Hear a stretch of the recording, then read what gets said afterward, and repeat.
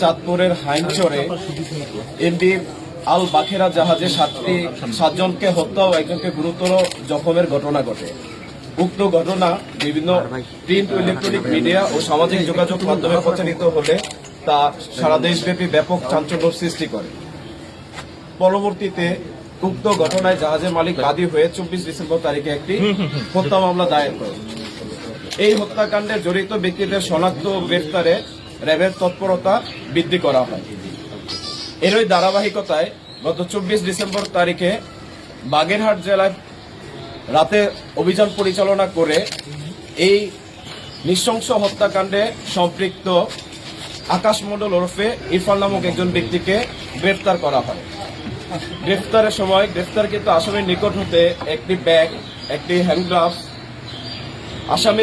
আসামির 2টি mobile phone, ভিকটিমদের 5টি মোবাইল ফোন সহ সর্বমোট 7টি মোবাইল ফোন, চেতনানাশক ওষুধের পাতা এবং নীল রঙের একটি জিন্স প্যান্ট যেখানে বিভিন্ন জায়গায় রক্ত মাখানো ছিল তা উদ্ধার করা হয়।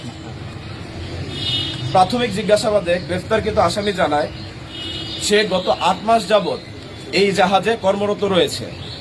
জাহাজের মাস্টার কর্মচারীদেরকে বেতন ভাতা ও বিভিন্ন সুযোগ সুবিধা প্রদান থেকে বিভিন্ন সময়ে বিরত থাকে এবং সুযোগ সুবিধা প্রদান না করে বিভিন্ন সময়ে নর্মাল বিষয়ে তাদেরকে অতিরিক্ত রাগারাগি করে। এই ঘটনায় সম্পৃক্ত আকাশ মণ্ডল ক্ষুব্ধ হয় এবং এই জাহাজে কর্মরত অন্যান্য সদস্যদের সাথে বিষয়টি আলোচনা করে।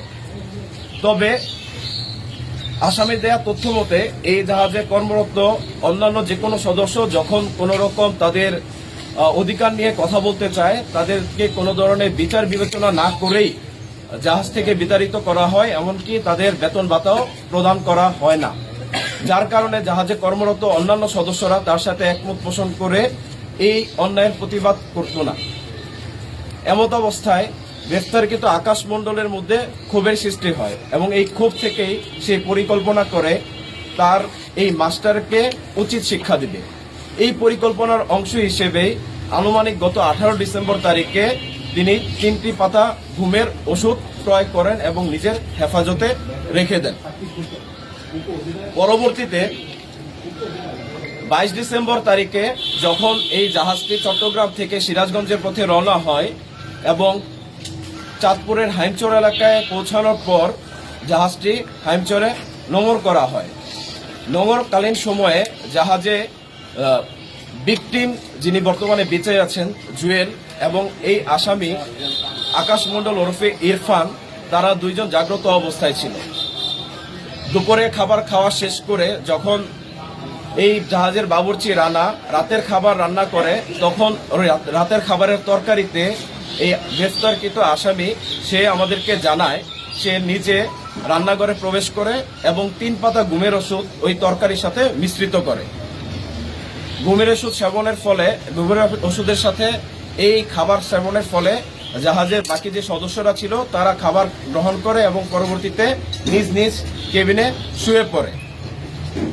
আমাদের গ্রেফতারকৃত আসামি তিনি আমাদেরকে তার স্বীকারোক্তিতে বলেছেন এই সময়ে যখন কেবিনে সবাই শুয়ে পড়ে নোঙর করার পর সর্বশেষ যিনি বেঁচে আছেন ভিকটিম জুয়েল, সে রাত 2টার সময় খাবার গ্রহণ করেন এবং খাবার গ্রহণ শেষে সে তার কক্ষে ঘুমাতে যায়।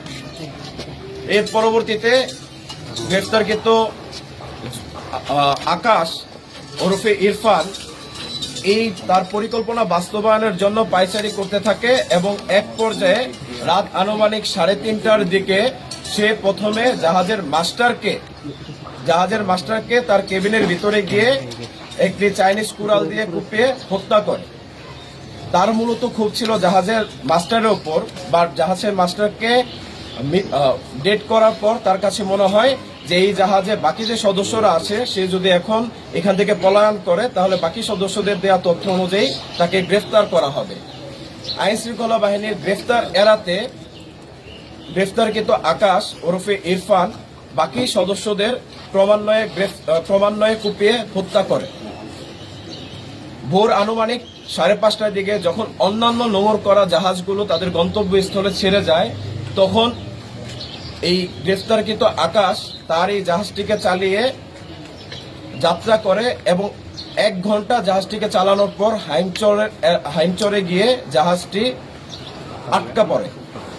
পরবর্তীতে একটি মাঝির নৌকার দ্বারা সে চরে গিয়ে অবস্থান করে এবং সেইখান থেকে আত্মগোপনে চলে যাওয়ার উদ্দেশ্যে বাগেরহাটে গমন করে। গ্রেফতারকৃত আসামির বিরুদ্ধে পরবর্তী আইনানুগ ব্যবস্থা গ্রহণ প্রক্রিয়াধীন রয়েছে।